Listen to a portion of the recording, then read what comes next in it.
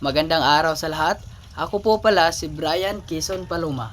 Ako ay may isang kwento na ang pamagat, ang kahon at mga kwento ng mga lumang laruan. Isang araw, may isang kayumanggi at walang lamang kahon ang naiwan sa isang sulok ng tindahan. Maya-maya'y may isang lulong nagdidikit ng papel sa kahong walang laman.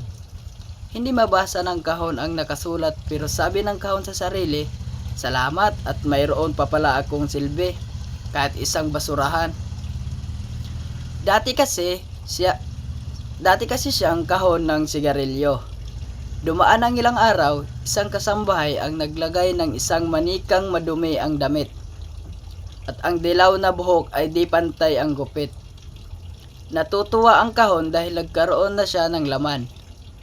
Isang basurang manika. Total, dalawa lang naman tayo, makinig ako sa kwento mo. Ngiti ni kahon. O sige, ako'y isang magandang manika noong una. Gintong mais ang aking buhok at mabango ang damit kong kulay pula. Madami sa akin ay nagbabaka sakali, ngunit sabihin nating mayamang bata ang nagmamay-ari. Ay hindi ko lang inasahan, mayroon siyang pangit na ugali. Kaming mga laruan ay hindi inaingatan at madalas gawan ng kalukuhan. Biruin mong ilublob ako sa putikan at gupitan ang buhok kong ginintuan. Hay, nasayang lang ang aking ganda sa isang batang hindi marunong magpapahalaga. Masaklap pala ang iyong sinapit sa isang batang ugali malupit. Yun na lang ang sinabi ni kahon sa kanyang unang bisita. Ilang araw ang lumipas. May amang naglagay naman ng isang asol na robot sa kahon. "Kumusta, robot?" Sabay na bati ni kahon at manika. Sabi ng robot, "Hay, ito nakakahiya na ang itsura. Bali ang isang kamay at lagyan man ng baterya ay di na gumagana." "Ano pa nga ba? Isa na akong basura," di masyadong sagot ni robot. "Makikinig kami sa kwento mo. Total 3 lang naman tayo." Ang paunlak ni kahon, "Oh sige. Ganito yon. Ako isang robot na modelo ng isang sikat na robot sa telebisyon. Binili ako ng isang mabait na tatay para sa kanyang bunsong anak. Tuwang-tuwa sa akin ang bunso, pero nainggit naman sa kanya ang panganay na kapatid. Minsang naglalaro si bunso, nakiusap ang kuya niya na hiramin ako pero naging madamot ito. Nainis ang mas matanda kaya bigla akong, hay, may mga bata talagang dapat dinidisiplina, sambit ni manika. Oo nga. Ang nangyari, nahulog ako sa simento, nabali ang kamay at nabasag pa ang lagayan ng baterya. Nang malaman ng ama, pinalo pareho ang dalawang bata at ako'y itinapon na lang. Ang sabi ng ama, kayong dalawa ay dapat nabigyan. Itapon ko na lang ang robot upang makalimutan ang ugaling karamutan. At hindi ako bibili ng anumang laruan hanggat di ninyo natutunan ang magbigayan ng anumang kagamitan. Ang malungkot na salaysay ni robot. Sa bagay, dapat talagang nabibigyan ang bawat isa, lalo na sa pamilya. Ang sabi na lang ni na manika at kahon. Sa isa't isang kinabukasan, isang binata naman ang naglagay sa kahon ng isang magara at makintab na itim na kutsi-kutsihan. "Kumusta, kaibigan?" ang bati ni robot at manika at maligayang pagdating sa basurahan. Ito malungkot matamlay na sagot ng bagong dating. "Ha? Anong ikinalulungkot mo? Sa itsura mo, ikay bagong bago. Ano ba ang kwento? Kaming 3 ay makikinig sa'yo." Ani ni kahon. "Ganito kasi yon. Hindi bata ang bumili sa akin. Isang binatang mahilig bumili ng laruang sasakyan pero hindi naman niya nilalaroan. Itinatago sa istante, ayaw maaalibukan. Walang pakinabang, bumili ng bumili para pan-display lang. Hay, gusto kong sabihin sa kanya ako isang laruan. Tanging hiling ko'y may batang ngingiti habang ako'y pinaglalaruan. Pero anong nangyari? At napunta ka dito?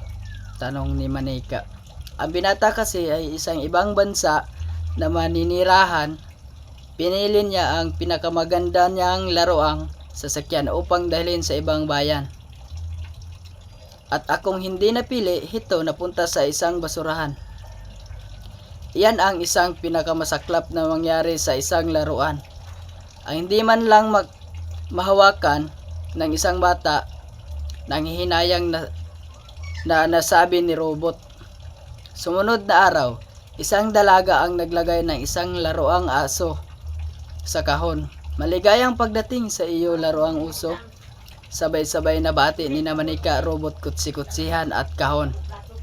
Uy, marami na pala kayo dito, salamat naman at hindi ako mag-iisa. Wika ng kadarating na kulay rosas na laruan. Apat pa lang naman kaming nagkukwentuhan. Ikaw ba? Pwede ka bang kahantuhan? Sambit ni kahon.